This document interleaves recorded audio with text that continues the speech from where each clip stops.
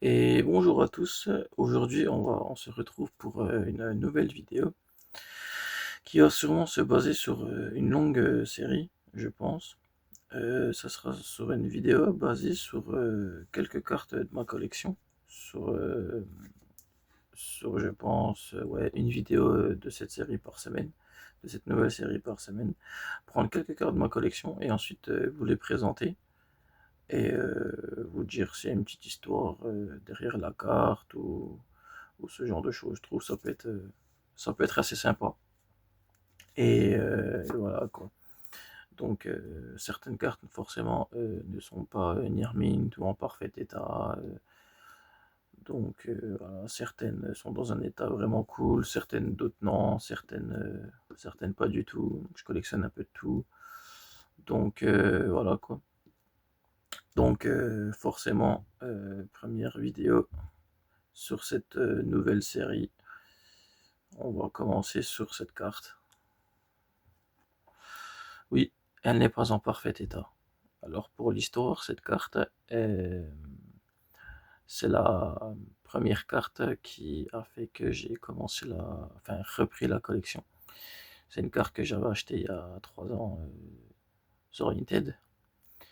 Et oui, c'est une première édition. Mais bon, moi c'est juste en fait cette carte qui m'a fait que d'avoir repris la collection, de savoir où ça en est. Quand j'ai su les prix de certaines cartes, je me suis dit ah ouais, franchement, ok, d'accord. Bon, il y a 3 ans, c'était moins impactant qu'aujourd'hui, mais ouais, quand même sur certaines choses, quoi. On a tous, euh, on l'a tous eu cette carte dans les premiers decks à l'époque, quand on était dans la cour de récré ou qu'on jouait avec les copains, ou qu'on la balançait sur le mur, ou qu'on les jouait sans sleeve et qu'on invoquait notre dragon blanc aux yeux bleus comme dans l'animé dans le premier épisode. Donc voilà, c'est ouais. Je sais qu'en Yarmine cette carte, c'est quand même un petit chiffre. Potentiellement un jour je m'en achèterai une dans un meilleur état. Mais celle-ci par exemple, voilà, cette carte, c'est vraiment ma carte. Si on demandait ma carte préférée de ma collection, je dirais celle-ci. Ça serait celle-ci, car c'est elle qui fait que ben, j'ai une très belle collection à l'heure d'aujourd'hui. C'est elle qui m'a fait comment dire, m'élancer sur le projet de la collection. Et donc, voilà. Oui, les sleeves sont sympas. Elles viennent de chez Near Mint. Donc, franchement, ouais, top pour un classeur collection, pour avoir des petites cartes sympas. C'est top. Forcément, le deuxième qui suit, ouais, franchement, voilà, hein. Petite carte sympa, les premières cartes dans les premiers decks.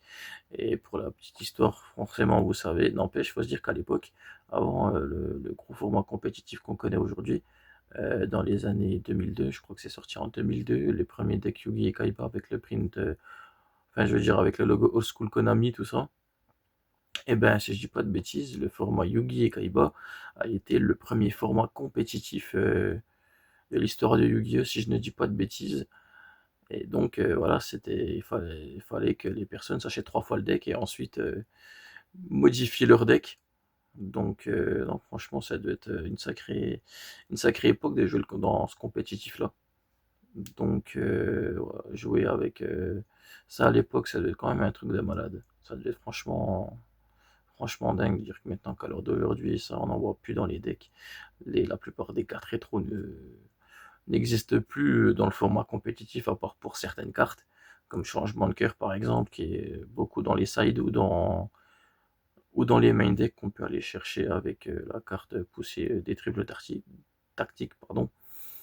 Enfin bref, voilà, il y a très peu de cartes qui sont mises dans les decks actuellement. Donc voici pour ce petit magicien.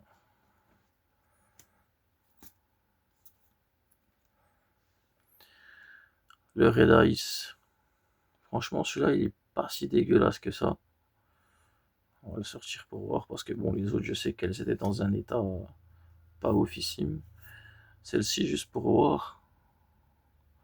Oh, il doit y avoir des rayures ou ouais, il y a un petit truc qui est sur la droite. Ouais, ça c'est dommage par exemple. Mais bon. Ça, je l'avais eu dans un lot, donc non, ça va. Ouais, c'est toujours des petites cartes sympas à avoir dans le classeur. Vraiment, c'est toujours appréciable d'ouvrir son classeur et d'avoir des petites cartes sympas. Ouais, non, franchement, c'est dommage qu'il y ait ça, quoi. Bon, de toute façon, les derrière des vieilles cartes ont toujours bien souffert, hein. Surtout aussi l'avant, donc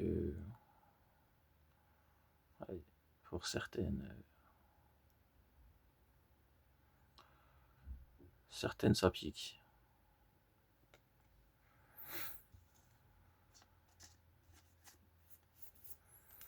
Et pour cette dernière petite carte, le fameux renoncé de Pegasus.